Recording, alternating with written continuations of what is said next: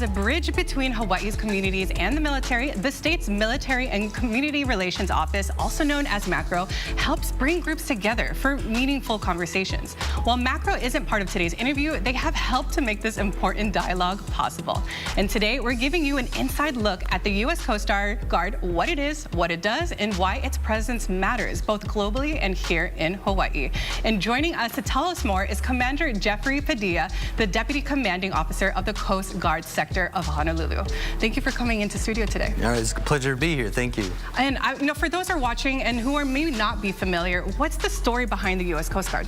Well, the Coast Guard is a branch of the military, one of the six of the armed services. We're a little different in that we're in the Department of Homeland Security. We're a regulatory agency and an intelligence agency, and for 235 years now, we've been the United States premier maritime law enforcement agency as well. Oh, wow. Kind of really all these important sectors too, but the presence of the Coast Guard in Hawaii and Honolulu, what does that look like? Oh, well, we have a base and an air station here, and also I'm at Sector Honolulu, which spans the main Hawaiian Islands all the way down to American Samoa. And we work for the Coast Guard's Oceania District, which also includes the waters out to Guam. Oh, wow. So expanding beyond just our shores, but also there in Guam shores too. Kind of bringing it back locally. How does the U.S. Coast Guard work with local communities here in Oahu or the other Hawaiian islands?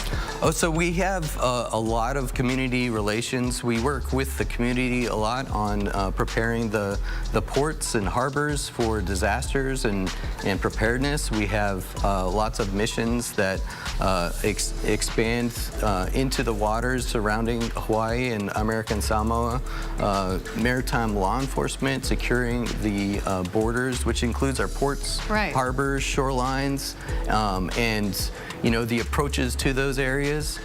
We make sure that we're safe in cyberspace and maritime security here in the ports. And we also try and keep people safe on the water. A common mission for us is search and rescue. That's right. So I've seen it make a huge difference for people to have and use a marine radio or a personal locating beacon, also called an EPIRB. Having those things, using those things, and keeping them registered can help us get to you quickly in an emergency. And also, I just want to stress the importance of wearing a life jacket on the water. Right. Especially for your keiki.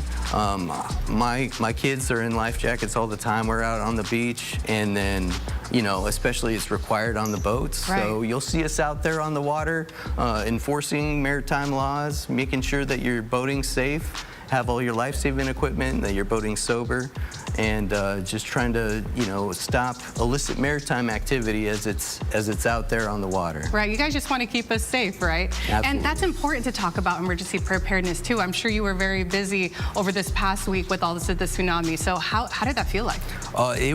We were in a training, and we all saw the alerts from the Tsunami Warning Center, and we're very quickly trying to establish, like, okay, how severe is this going to be? And, the prediction of up to 3 meters or 9 feet of impact in the main Hawaiian Islands. We took that very seriously. We set to work by closing the port to commercial activities and commercial traffic. We had one vessel over in Barbers Point that was stuck because their pilot was stuck in traffic. So we had to have the ship's crew enact their emergency response plan and keep the vessel safely moored in port.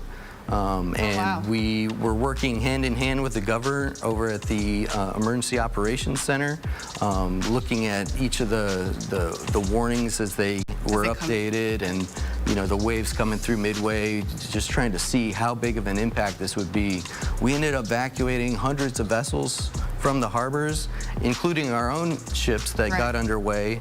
At least 5 of them were in a status to where they were broken, and they got the ships ready and up and running, and they were out there patrolling, keeping everybody safe and from bumping in the night. We ended up closing the commercial harbor for about 15 hours until we could verify with our partners that it was safe. Everything's good, and despite everything, I'm glad everyone's safe. But I know now that we could kind of like settle from that, we're celebrating a special birthday, right? Not just you, but for the entire Coast Guard? That's right. August 4th, 1790 was the birthday of what we call the modern day Coast Guard right now. It was called the Revenue Marine back then when Alexander Hamilton put pen to paper and formed our service.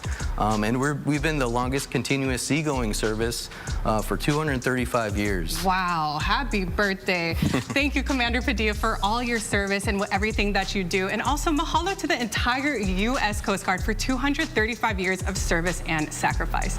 The commitment to protecting our people and our waters means absolutely everything. So mahalo for watching High Now Daily, and we'll be right back after this break. Awesome.